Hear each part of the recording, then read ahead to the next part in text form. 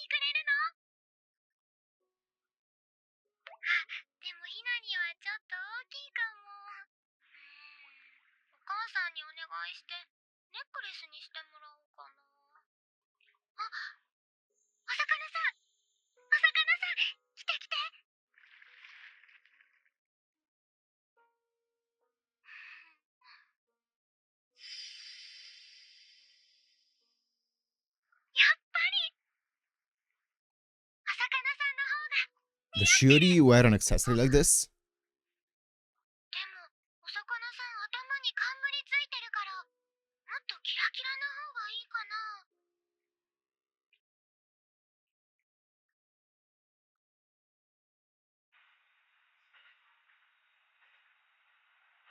Oh, it's this one. Yeah. This is the accessory that she wears.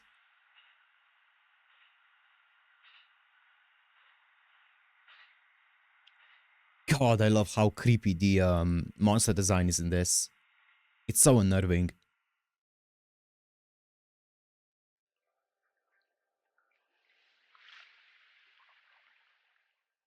Cold morning.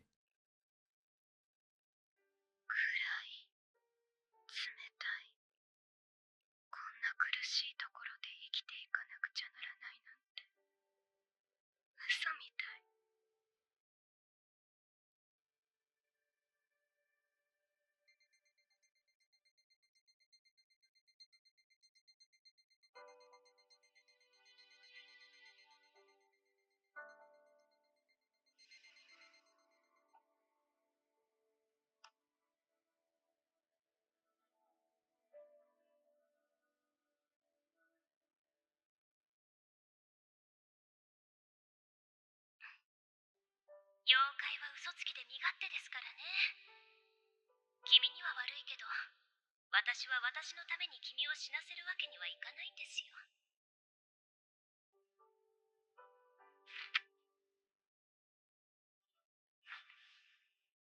生きたくない。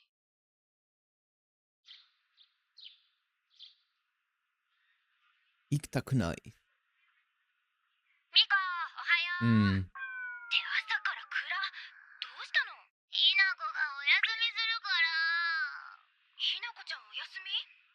どっか悪いの？ちょっと風邪気味なんだって。そっか、それは心配だね。お大事にって言っといて。オッケー、伝えとくよ。じゃ、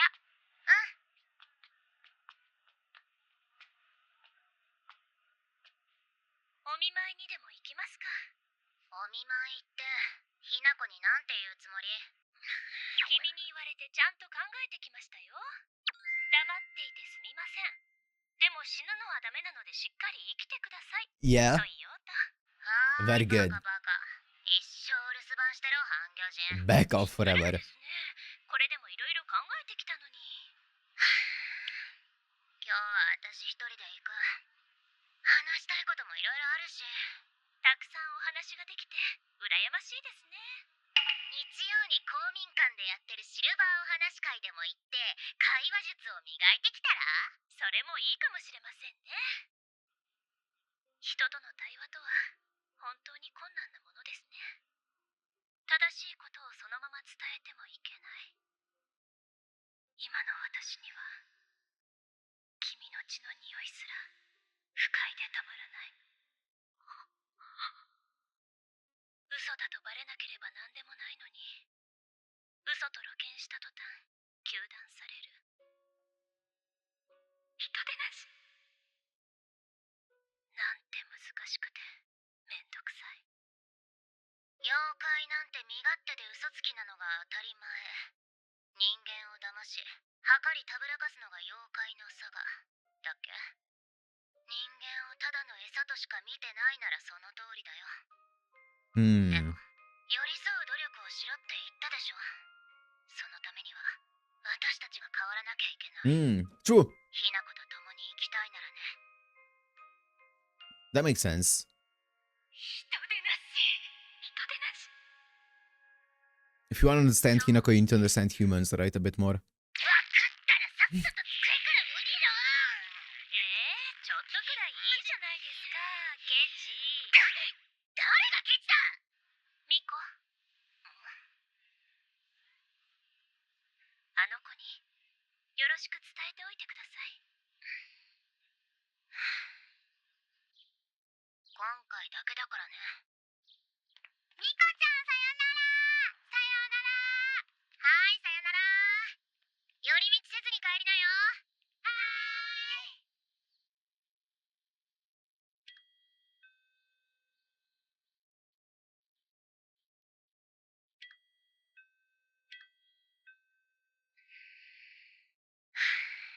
仕方ない。ひなこ、お見舞いのアイス溶けちゃうよ。遠回りして買ってきたのね。Is that Baskin Robbins? ミコちゃん、アイスどれがいい？いっぱい買ってきたから好きなの選んでいいよ。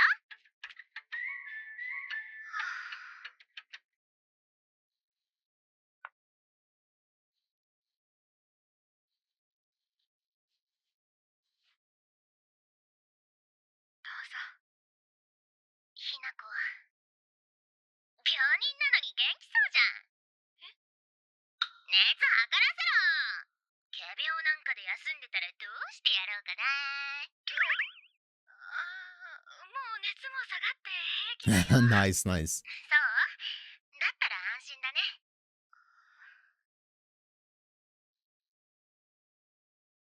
あいつからいろいろ聞いたよ。多分ひなこが覚えていないことも。しおりさんのこと信じてたんだ。全部嘘だったみたいだけど。 Miko's the mediator between them. Between the couple spat. 私はさ、あいつのことをいけすかないやつだと思ってる。 Not the best mediator though. 人でなしだとも思ってる。でもってさでひなこがこの瞬間生きてるってことだけは本当に良かったと思ってる。ミコ That's ち a ゃん、 nice thing to say. 私一人だけ助かって Oh. 嬉しかった。それは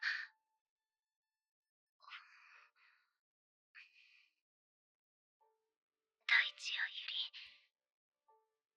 睦月の命が失われたことは本当につらかった。でもだからこそひなこがたった一人でも生きて帰ってきてくれて悲しかったけど、こんなこと思っちゃいけないかもしれないけど嬉しかったよ。 Ooh, Fire's eye. ありがとう、ミコちゃん。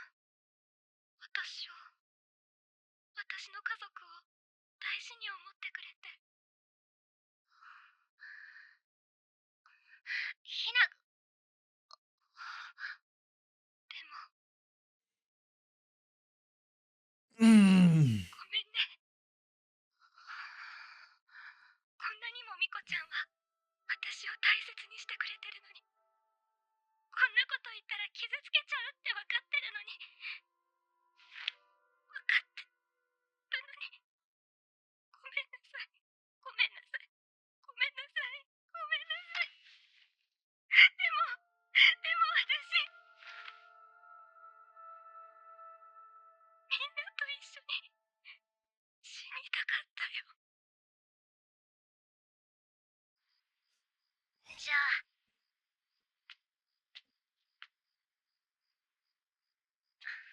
Man. ちゃんと戸締まりするんだよ。うん。夕飯作って帰ろうか？大丈夫。夜更かししちゃダメだよ。うん。じゃあ、また明日。Mm. うん。Don't do it like that. No, I'm worried. Ah.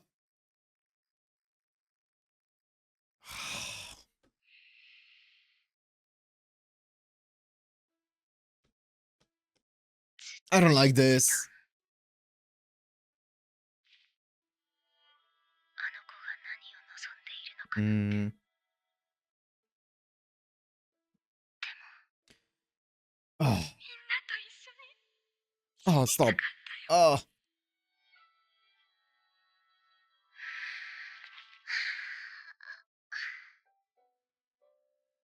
やっぱ Yep. 面と向かって言われると、 That's what I was just thinking. We knew it all along, but still it hurts 私はたとえ hearing 嘘 her で say も it. ひなこの願いを叶えてやるなんて言えないよ。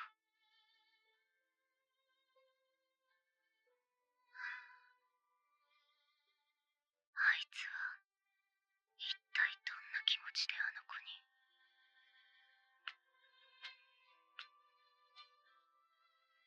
話をしろって言ったけど、もしかしたらもう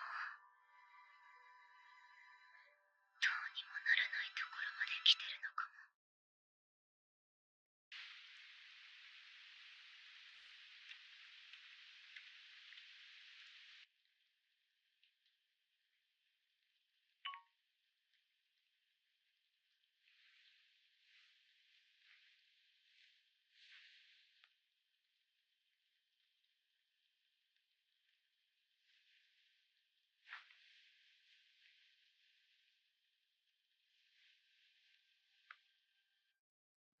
She didn't set an alarm.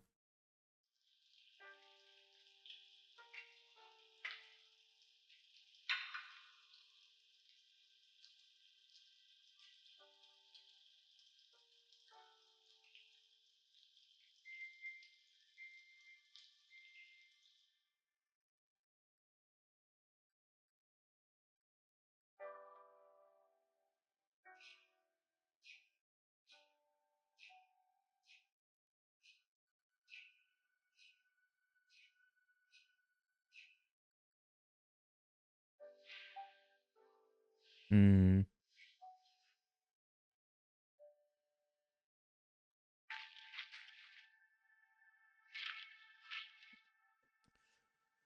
Nice.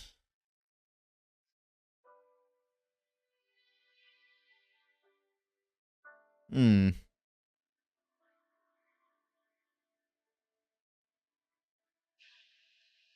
行かなきゃ。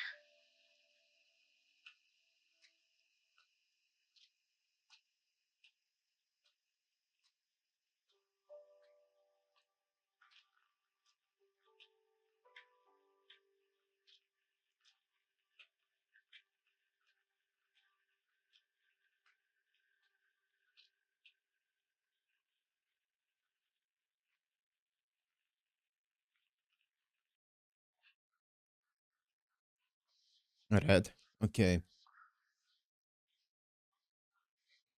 No.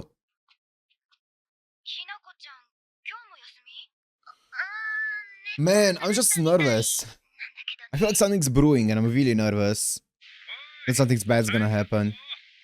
I'm sure that Shiori's gonna be there though.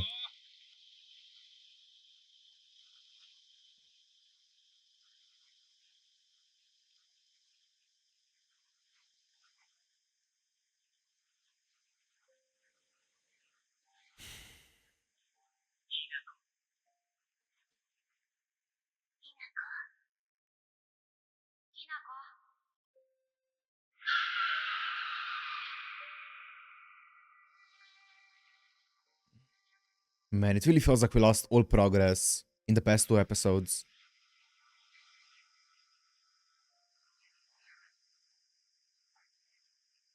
海で非業の死を遂げた人間。その未練や怨嗟がより集まり、形になったもの。怨霊にも妖怪にもなれず、ただ波間から陸に向かって嘆くだけの存在です。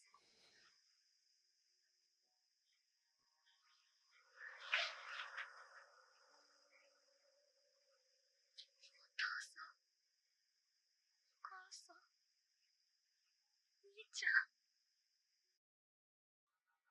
信じていた言葉も、守っていた約束も、ひなこだけは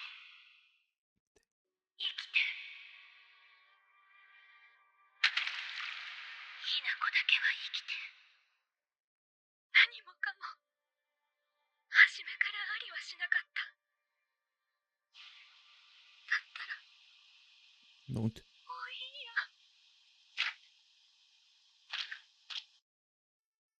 近江しおりです。私は、君を食べに来ました。君を美味しくしに行きましょう。君、なんでそんなに死にたがっているんです？自分が生き残ったことを幸運だとは思わなかったのですか？君はご家族の望み通り、日々を健やかに生きてください。眩しさに目を焼かれるくらいなら、明るさになれるまで日陰にいてもいいと思います。君が再び太陽の下を笑顔で歩けるその日まで、 That's such a cool line. 木陰の代わりくらいなら私が That's such a cool line.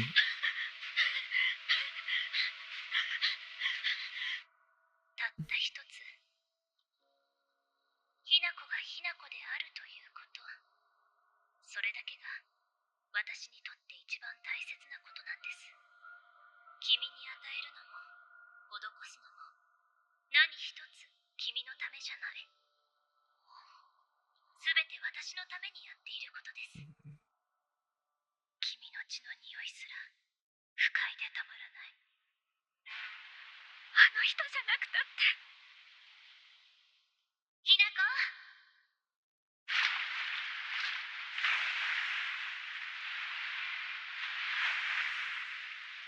Please, Shiori. ひなこ。 Man, I'm struggling this episode. This is a harsh one. ひな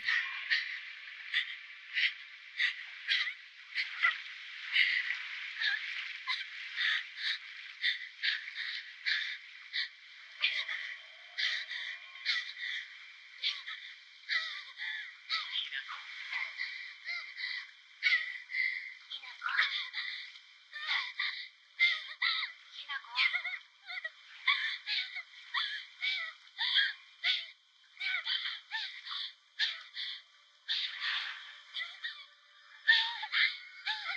Shiori, peace.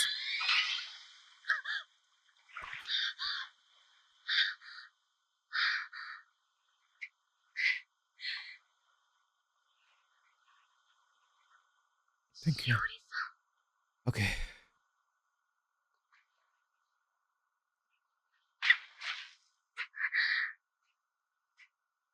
しおりさん、今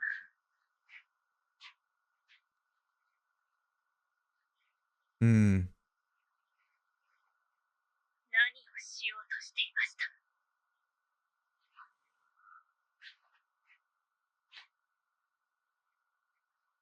君、まさかあんなものに命を差し出そうとしていませんでした？私の見間違いですか？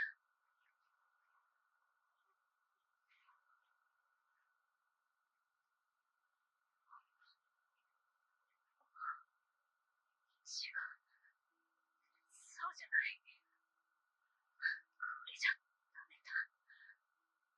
ダメ。違う。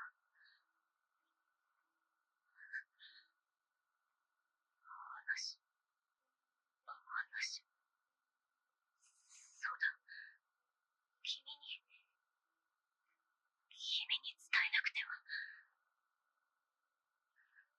君に伝えたいのはこんなことじゃない。伝えたい。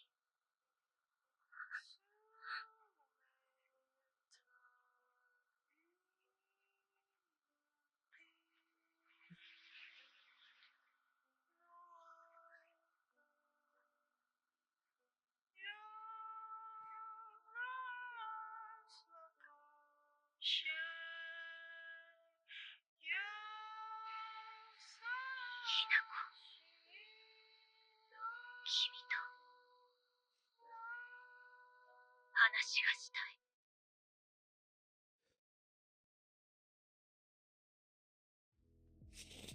Okay.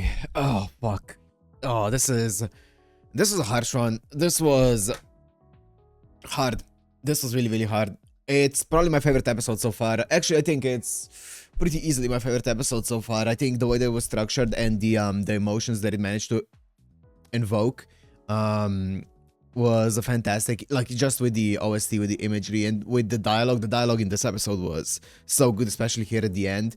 I love the way that Shiori was like, the way that Shiori's character acted here at the very end was so good. It was so good. Not just her trying to do her best, but also her actually actively trying to change her attitude and change her outlook and change her the way that she approaches her approach to Hinako's problems, and you know, trying to adapt to that, as opposed to just thinking that, oh, I'm better than humans, I can, you know, I can do this like my own way, right? My way or highway, right? And she actually decided to, you know what, I'm gonna change my approach to fit a human like Hinako.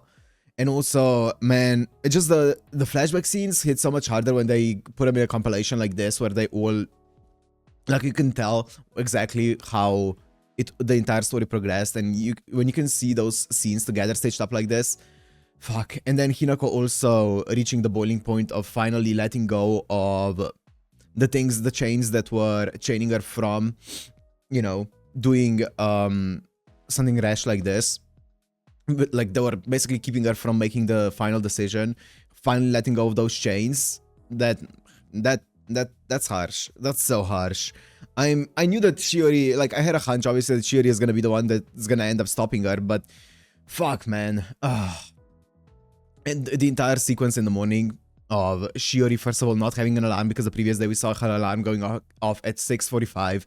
The next day she didn't even set an alarm for she was woken up by the text message at 6:52. She was going to school, never arrived to school, and you're like, you just feel your gut just drop. Oh man, what an episode. And then the OST at the end as well. I don't know why that hit so hard.